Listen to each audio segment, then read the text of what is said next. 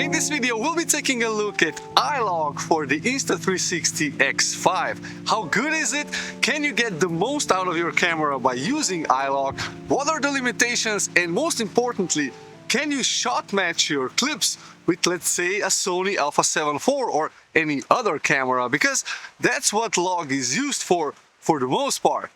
So let's see how good Eyelog is with the X5.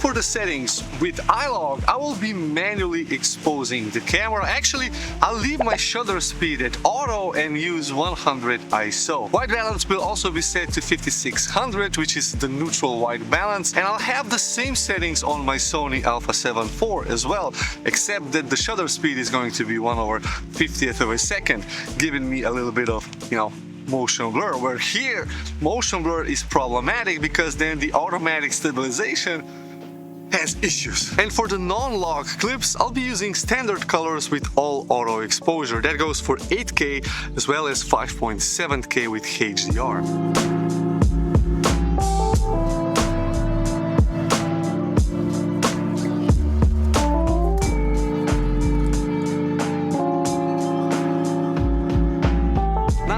Matching up these two cameras, a full frame camera with a 17mm lens versus a 360 camera that has theoretically a 0mm focal length.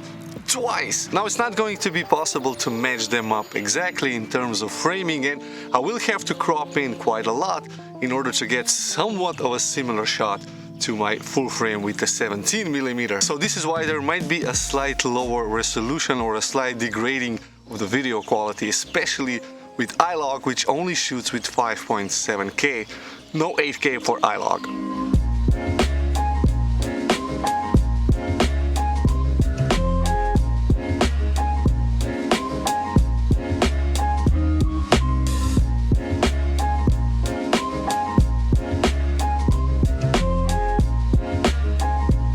Now what about the dynamic range? Eyelog or 8K with standard colors?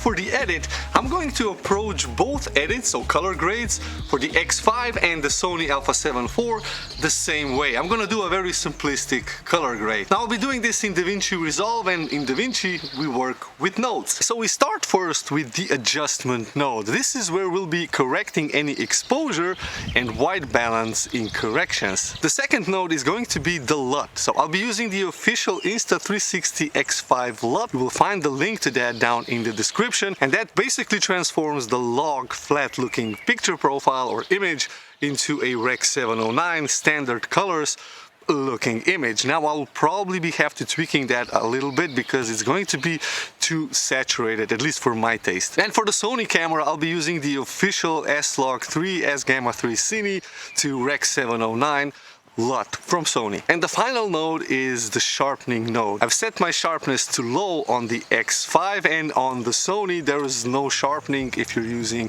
S-log or any log picture profile, because it's meant to be added in post-production.